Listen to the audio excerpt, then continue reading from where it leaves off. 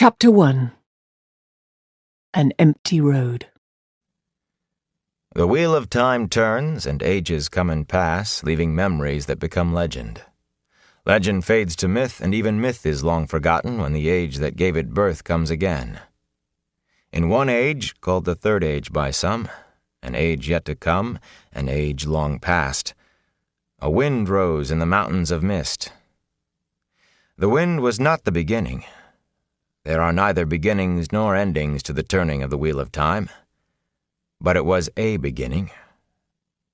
Born below the ever-cloud-capped peaks that gave the mountains their name, the wind blew east out across the sand hills, once the shore of a great ocean before the breaking of the world. Down it flailed into the two rivers, into the tangled forest called the Westwood, and beat at two men walking with a cart and horse down the rock-strewn track called the Quarry Road. For all that spring should have come a good month since, the wind carried an icy chill as if it would rather bear snow. Gusts plastered Randall Thor's cloak to his back, whipped the earth-colored wool around his legs, then streamed it out behind him. He wished his coat were heavier, or that he had worn an extra shirt. Half the time when he tried to tug the cloak back around him, it caught on the quiver swinging at his hip. Trying to hold the cloak one-handed did not do much good anyway. He had his bow in the other, an arrow nocked and ready to draw. As a particularly strong blast tugged the cloak out of his hand, he glanced at his father over the back of the shaggy brown mare. He felt a little foolish about wanting to reassure himself that Tam was still there, but it was that kind of day. The wind howled when it rose, but aside from that, quiet lay heavy on the land. The soft creak of the axle sounded loud by comparison. No birds sang in the forest, no squirrels chittered from a branch. Not that he expected them, really. Not this spring. Only trees that kept leaf or needle through the winter had any green about them. Snarls of last year's bramble spread brown webs over stone outcrops under the trees. Nettles numbered most among the few weeds. The rest were the sorts with sharp burrs or thorns, or stinkweed, which left a rank smell on the unwary boot that crushed it. Scattered white patches of snow still dotted the ground where tight clumps of trees kept deep shade. Where sunlight did reach, it held neither strength nor warmth. The pale sun sat above the trees to the east, but its light was crisply dark, as if mixed with shadow. It was an awkward morning, made for unpleasant thoughts. Without thinking, he touched the nock of the arrow. It was ready to draw to his cheek in one smooth movement, the way Tam had taught him. Winter had been bad enough on the farms, worse than even the oldest folk remembered, but it must have been harsher still in the mountains if the number of wolves driven down into the two rivers was any guide. Wolves raided the sheep pens and chewed their way into barns to get the cattle and horses. Bears had been after the sheep, too, where a bear had not been seen in years. It was no longer safe to be out after dark. Men were the prey as often as sheep, and the sun did not always have to be down.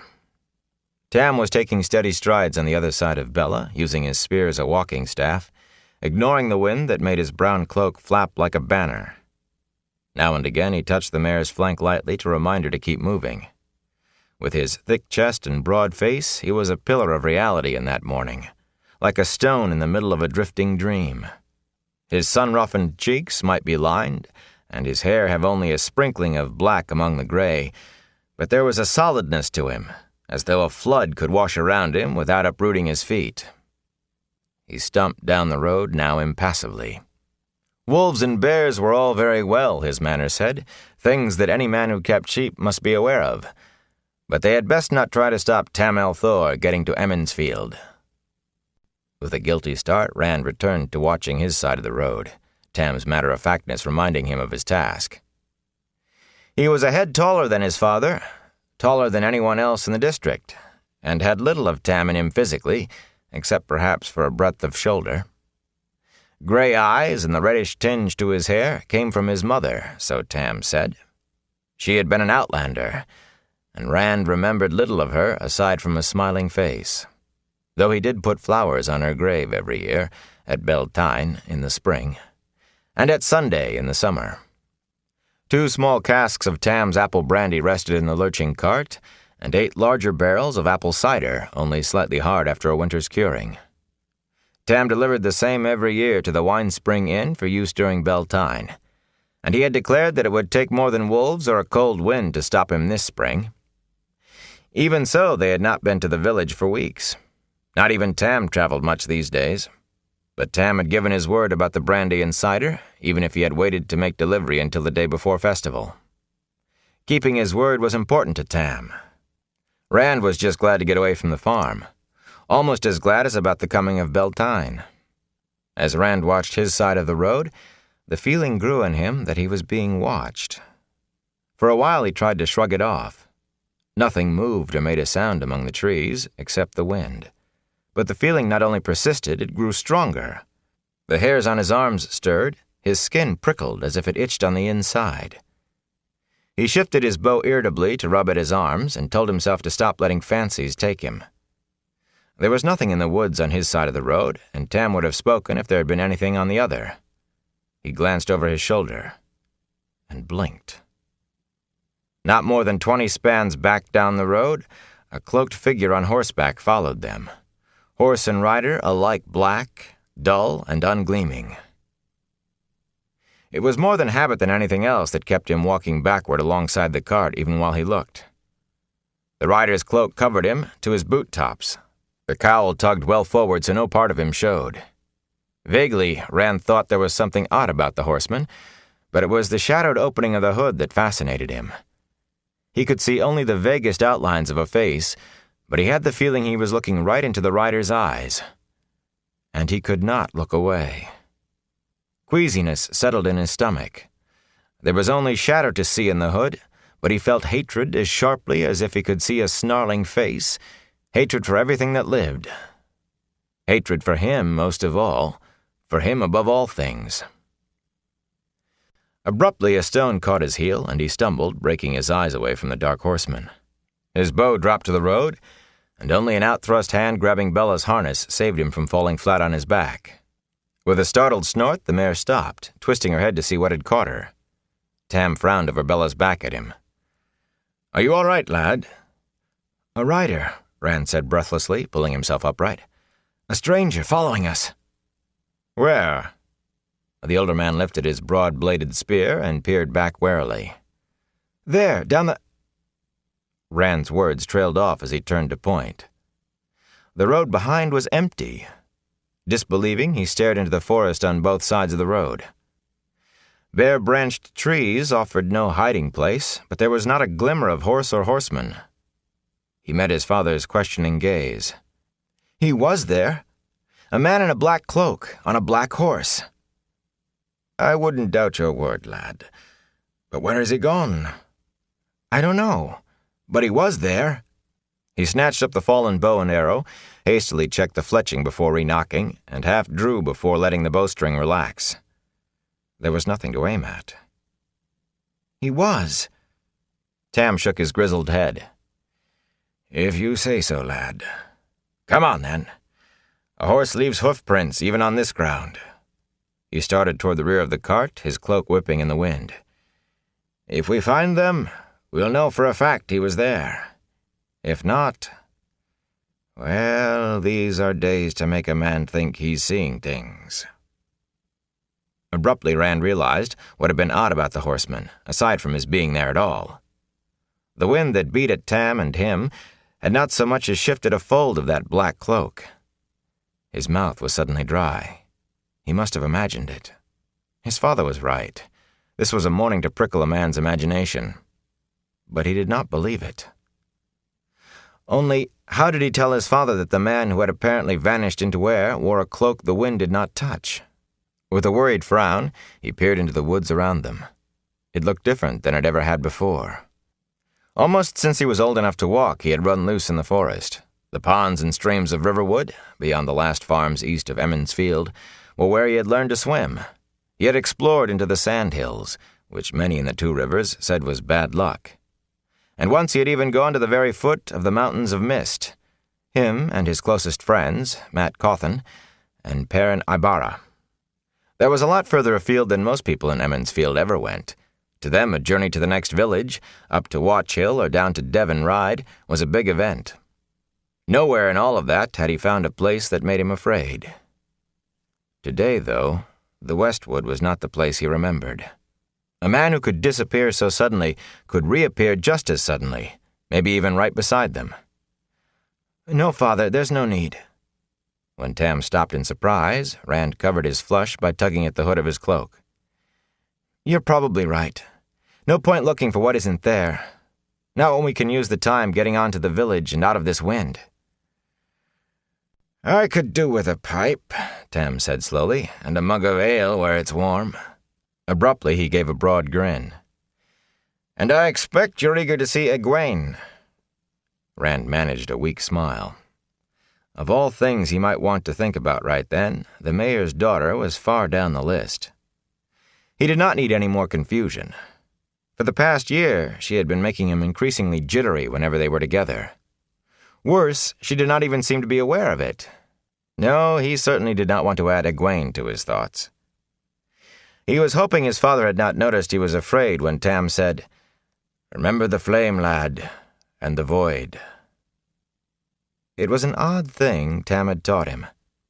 Concentrate on a single flame and feed all your passions into it, fear, hate, anger, until your mind became empty. Become one with the void, Tam said, and you could do anything. Nobody else in Emmons Field talked that way. But Tam won the archery competition at Beltane every year with his flame and his void. Rand thought he might have a chance of placing this year himself, if he could manage to hold on to the void. For Tam to bring it up now meant he had noticed, but he said nothing more about it. Tam clucked Bella into motion once more, and they resumed their journey, the older man striding along as if nothing untoward had happened, and nothing untoward could. Rand wished he could imitate him. He tried forming the emptiness in his mind, but it kept slipping away into images of the black-cloaked horseman. He wanted to believe that Tam was right, that the rider had just been his imagination, but he could remember that feeling of hatred too well. There had been someone, and that someone had meant him harm. He did not stop looking back until the high-peaked, thatched roofs of Emmons Field surrounded him.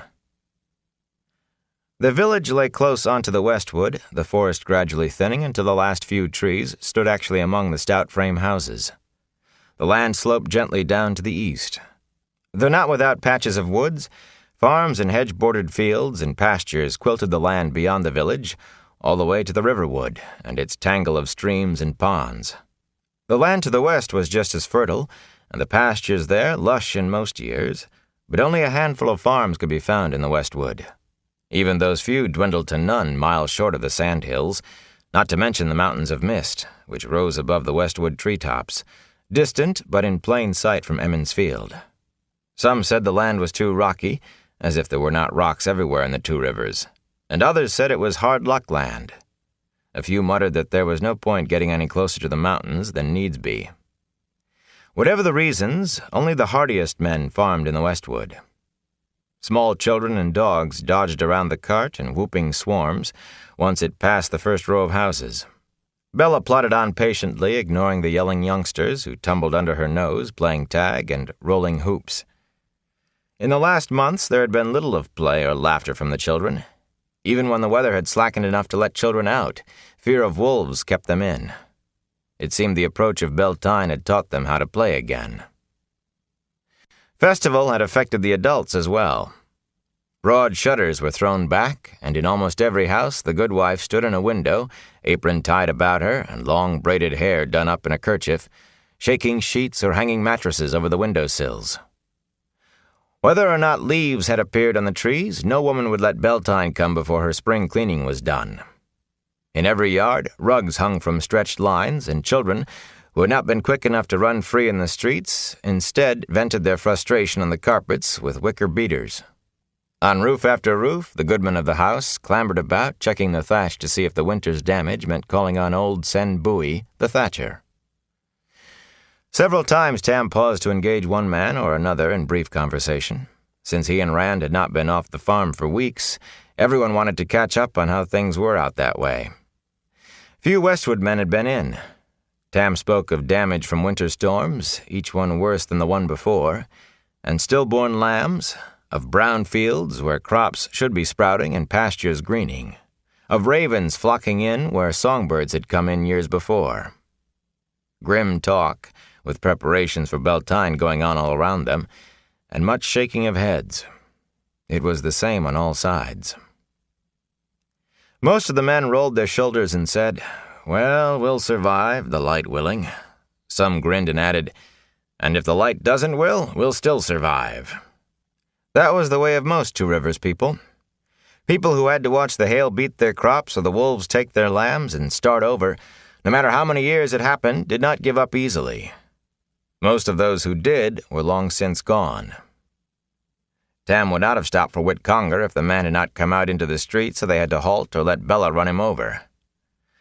The Congers and the Coplans, the two families were so intermarried no one really knew where one family led off and the other began, were known from Watch Hill to Devon Ride, and maybe as far as Tarn Ferry, as complainers and troublemakers. "I have to get this to Bran Elvire, Whit," Tam said, nodding to the barrels in the cart. But the scrawny man held his ground with a sour expression on his face. He had been sprawled on his front steps, not up on his roof, though the thatch looked as if it badly needed Master Bowie's attention. He never seemed ready to start over or to finish what he started the first time. Most of the Coplans and Congers were like that, those who were not worse. "What are we going to do about Nynaeve, Althor?" Conger demanded. "We can't have a wisdom like that for Emmons Field." Tam sighed heavily. "It's not our place, Whit. The wisdom is women's business." "Well, we'd better do something, Althor. She said we'd have a mild winter and a good harvest. Now you ask her what she hears in the wind, and she just scowls at you and stomps off." "If you asked her the way you usually do, Whit," Tam said patiently, "you're lucky she didn't thump you with that stick she carries. Now, if you don't mind, this brandy—" "Nynaeve Almira is just too young to be a wisdom, Althor. If the women's circle won't do something, then the village council has to." "What business of yours is the wisdom, Whit Conger?" roared a woman's voice. Whit flinched as his wife marched out of the house. Days Conger was twice as wide as Whit, a hard-faced woman without an ounce of fat on her. She glared at him with her fists on her hips. "You try meddling in women's circle business and see how you like eating your own cooking, which you won't do in my kitchen, and washing your own clothes and making your own bed, which won't be under my roof." "But, Days," Whit whined, "I was just—" "If you'll pardon me, Days," Tam said. "Whit, the light shine on you both." He got Bella moving again, leading her around the scrawny fellow. Days was concentrating on her husband now, but any minute she could realize whom it was Whit had been talking to. That was why they had not accepted any of the invitations to stop for a bite to eat or something hot to drink. When they saw Tam, the good wives of Emmons Field went on point like hounds spotting a rabbit. There was not one of them who did not know just the perfect wife for a widower with a good farm, even if it was in the Westwood. Rand stepped along just as quickly as Tam, perhaps even more so. He was sometimes cornered when Tam was not around, with no way to escape outside of rudeness. Herded onto a stool by the kitchen fire, he would be fed pastries or honey cakes or meat pies, and always the good wife's eyes weighed and measured him as neatly as any merchant's scales and tapes, while she told him that what he was eating was not nearly so good as her widowed sister's cooking or her next to eldest cousin's. Tam was certainly not getting any younger, she would say. It was good that he had loved his wife so. It boded well for the next woman in his life. But he had mourned long enough. Tam needed a good woman. It was a simple fact, she would say, or something very close, that a man just could not do without a woman to take care of him and keep him out of trouble. Worst of all were those who paused thoughtfully at about that point, then asked with elaborate casualness exactly how old he was now. Like most Two Rivers folk, Rand had a strong, stubborn streak. Outsiders sometimes said it was the prime trait of people in the Two Rivers that they could give mules lessons and teach stones. The good wives were fine and kindly women for the most part, but he hated being pushed into anything, and they made him feel as if he were being prodded with sticks. so he walked fast and wished Tam would hurry Bella along. Soon the street opened onto the green, a broad expanse in the middle of the village. Usually covered with thick grass, the green this spring showed only a few fresh patches among the yellowish brown of dead grass and the black of bare earth. A double handful of geese waddled about, beadily eyeing the ground, but not finding anything worth pecking, and someone had tethered a milk cow to crop the sparse growth. Toward the west end of the green, the wine spring itself gushed out of a low stone outcrop in a flow that never failed. A flow strong enough to knock a man down and sweet enough to justify its name a dozen times over.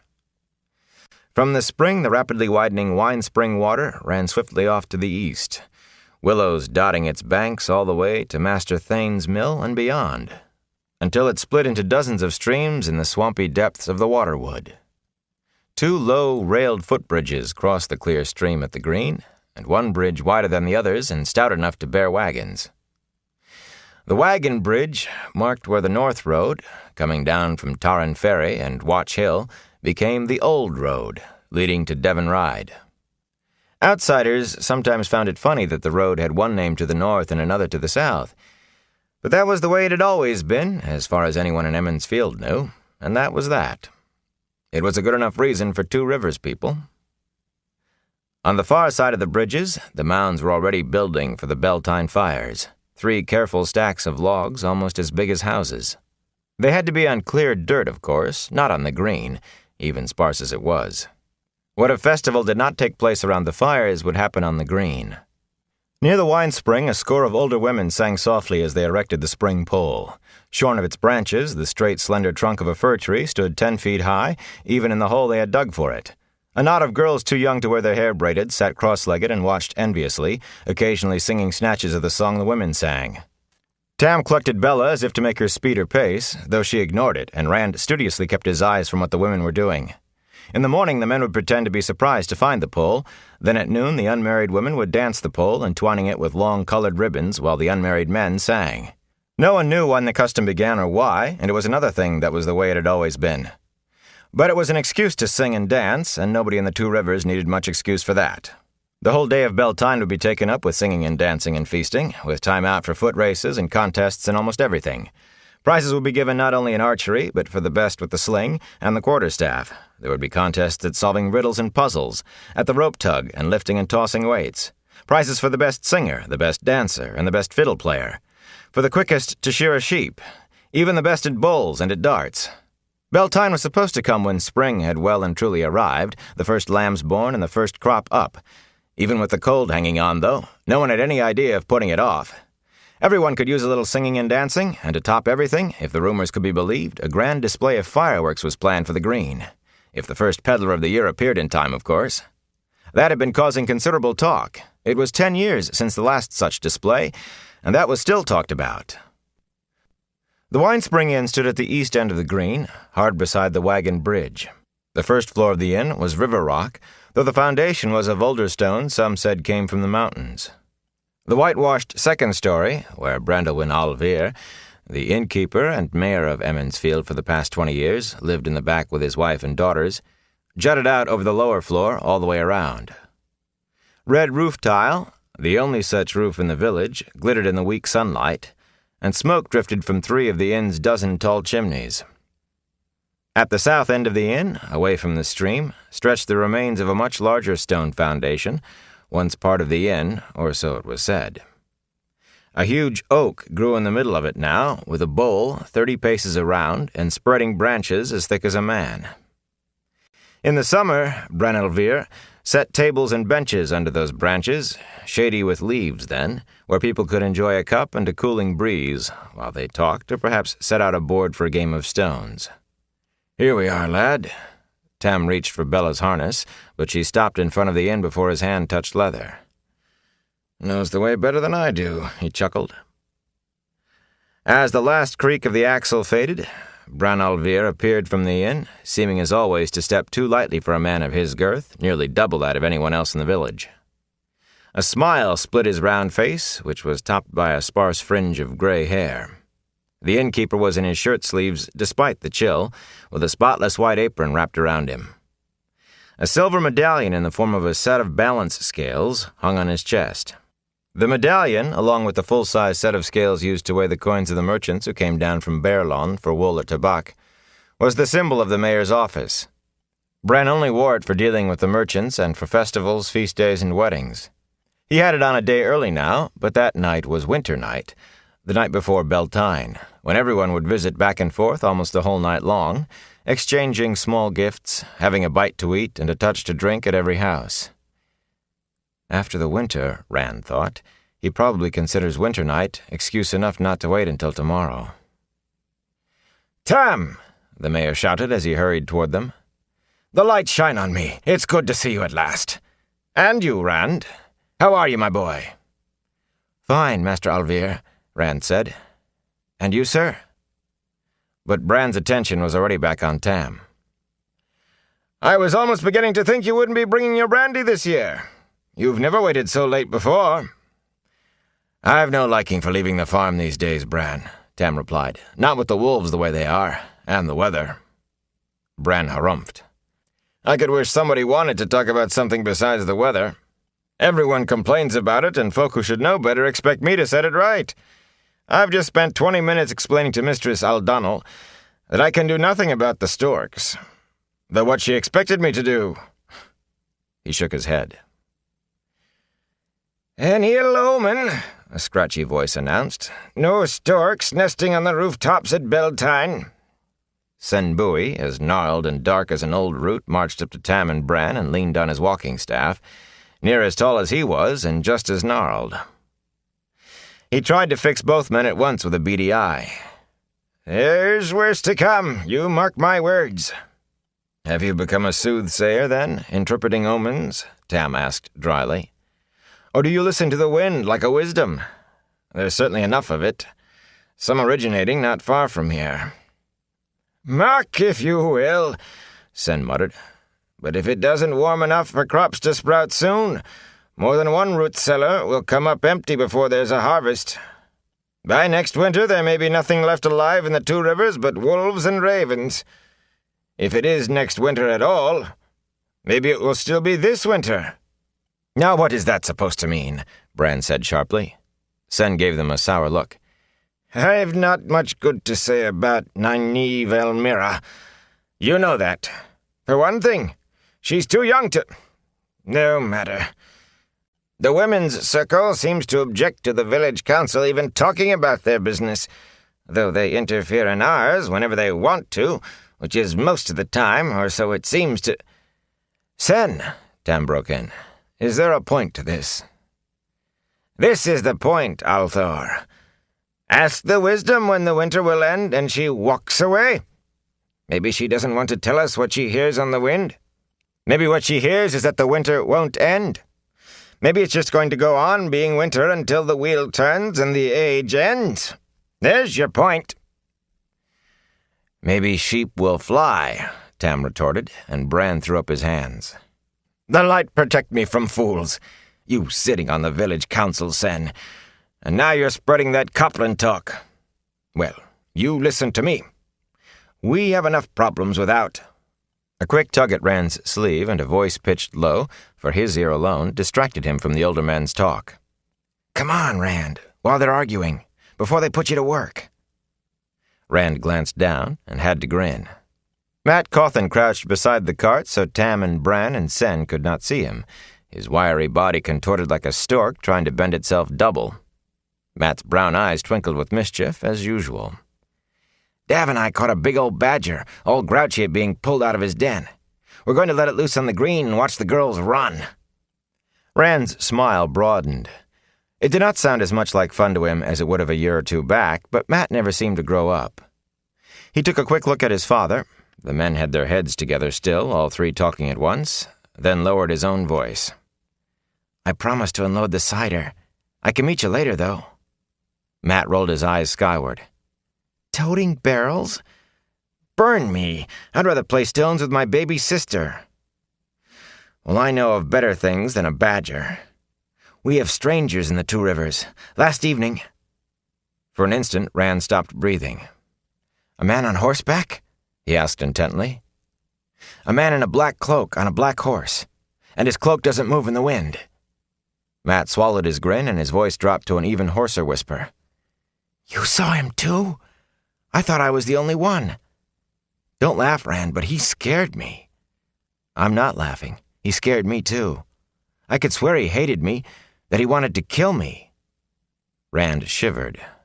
Until that day, he had never thought of anyone wanting to kill him, really wanting to kill him. That sort of thing just did not happen in the Two Rivers. A fist fight, maybe, or a wrestling match, but not killing. "I don't know about hating Rand, but he was scary enough anyway. All he did was sit on his horse looking at me, just outside the village, but I've never been so frightened in my life. Well, I looked away, just for a moment. It wasn't easy, mind you. Then when I looked back, he'd vanished. Blood and ashes. 3 days it's been, and I can hardly stop thinking about him. I keep looking over my shoulder." Matt attempted a laugh that came out as a croak. "Funny how being scared takes you. You think strange things. I actually thought, just for a minute, mind, it might be the Dark One." He tried another laugh, but no sound at all came out this time. Rand took a deep breath. As much to remind himself as for any other reason, he said by rote, "The Dark One and all of the Forsaken are bound to Shale Ghul, beyond the Great Blight. Bound by the Creator at the moment of creation, bound until the end of time. The hand of Creator shelters the world, and the light shines on us all." He drew another breath and went on. "Besides, if he was free, what would the Shepherd of the Night be doing in the Two Rivers watching farm boys?" "I don't know, but I do know that rider was evil. Don't laugh. I'll take an oath on it. Maybe it was the dragon." "You're just full of cheerful thoughts, aren't you?" Rand muttered. "You sound worse than Sen." "My mother always said the Forsaken would come for me if I didn't mend my ways. If I ever saw anybody who looked like Ishamael or Agenor, it was him." "Everybody's mother scared them with the Forsaken," Rand said dryly, "but most grow out of it. Why not the Shadow Man while you're about it?" Matt glared at him. "I haven't been so scared since—" "No, I've never been that scared, and I don't mind admitting it." "Me either. My father thinks I was jumping at shadows under the trees." Matt nodded glumly and leaned back against the cartwheel. "So does my da. I told Dav and Elam Doutry. They've been watching like hawks ever since, but they haven't seen anything. Now Elam thinks I was trying to trick him. Dav thinks he's down from Tarn Ferry, a sheep stealer or a chicken thief. A chicken thief!" He lapsed into affronted silence. "It's probably all foolishness anyway," Rand said finally. "Maybe he is just a sheep stealer." He tried to picture it, but it was like picturing a wolf taking the cat's place in front of a mouse hole. "Well, I didn't like the way he looked at me, and neither did you. Not if how you jumped at me is any guide. We ought to tell someone. We already have, Matt, both of us, and we weren't believed. Can you imagine trying to convince Master Alvir about this fellow without him seeing him? He'd send us off to Nynaeve to see if we were sick. There are 2 of us now.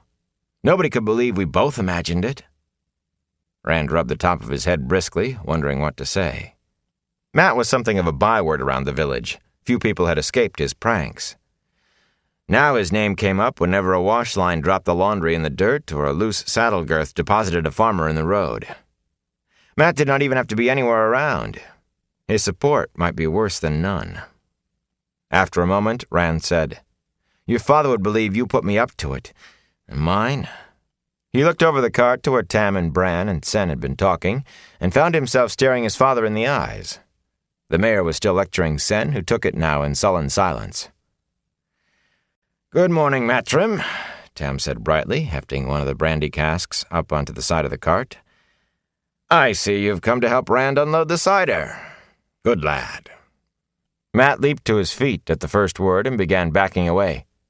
"Good morning to you, Master Althor, and to you, Master Alvir, Master Bowie. May the light shine on you. My da sent me to—" "No doubt he did," Tam said. "And no doubt, since you are a lad who does his chores right off, you've finished the task already. Well, the quicker you lads get the cider into Master Alvir's cellar, the quicker you can see the Gleeman." "Gleeman?" Matt exclaimed, stopping dead in his footsteps, at the same instant that Rand asked, "When will he get here?" Rand could remember only 2 gleemen coming into the 2 rivers in his whole life, and for one of those he had been young enough to sit on Tam's shoulders to watch. To have one there actually during Beltane, with his harp and his flute and his stories and all. Emmons Field would still be talking about this festival 10 years off, even if there were not any fireworks. "Foolishness," Sen grumbled, but fell silent at a look from Bran that had all the way to the mayor's office in it. Tam leaned against the side of the cart, using the brandy cask as a prop for his arm. "Yes, a gleeman, and already here. According to Master Alvir, he's in a room in the inn right now." "Arrived in the dead of night, he did." The innkeeper shook his head in disapproval. "Pounded on the door till he woke the whole family. If not for festival, I'd have told him to stable his own horse and sleep in the stall with it, gleeman or not. Imagine coming in the dark like that." Rand stared wonderingly. No one traveled beyond the village by night, not these days, certainly not alone. The thatcher grumbled under his breath again, too low this time for Rand to understand more than a word or two.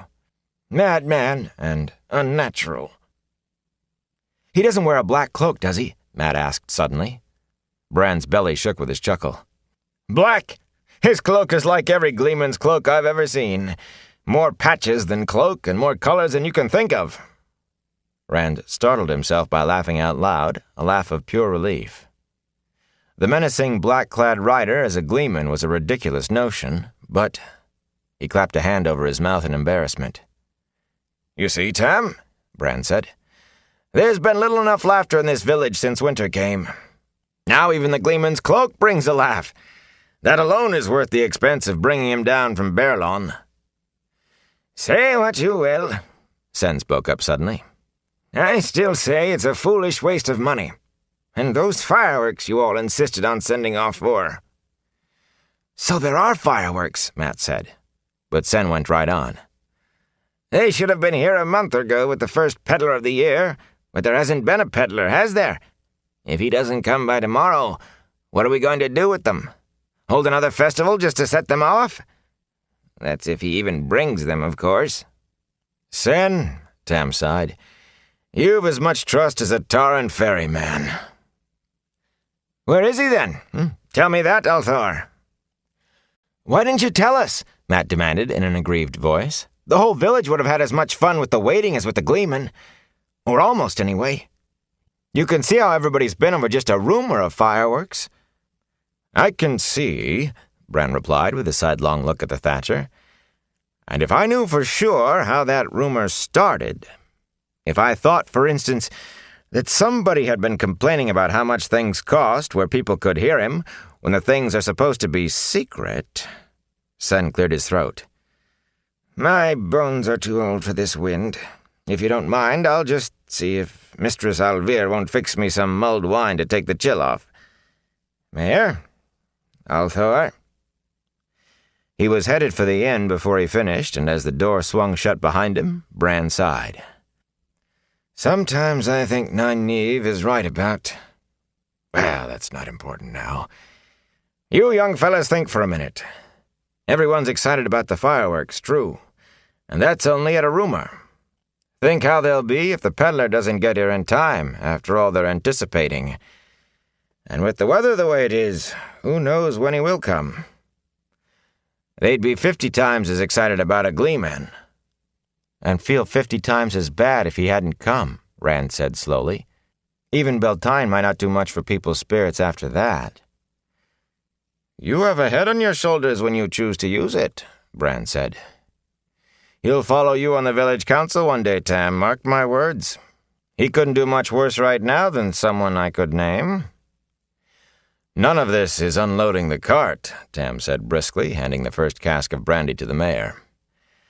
"I want a warm fire, my pipe, and a mug of your good ale." He hoisted the second brandy cask onto his shoulder. "I'm sure Rand will thank you for your help. Matrim, remember, the sooner the cider is in the cellar..." As Tam and Bran disappeared into the inn, Rand looked at his friend. "You don't have to help. Dav won't keep that badger long." "Oh, why not?" Matt said resignedly. "Like your da said, the quicker it's in the cellar." Picking up one of the casks of cider in both arms, he hurried toward the inn in a half-trot. "Maybe Egwene is around. Watching you stare at her like a poleaxed ox will be as good as a badger any day." Rand paused in the act of putting his bow and quiver in the back of the cart. He really had managed to put Egwene out of his mind. That was unusual in itself. But she would likely be around the inn somewhere. There was not much chance he could avoid her. Of course, it had been weeks since he saw her last. "Well," Matt called from the front of the inn, "I didn't say I would do it by myself. You aren't on the village council yet." With a start, Rand took up a cask and followed. Perhaps she would not be there after all. Oddly, that possibility did not make him feel any better.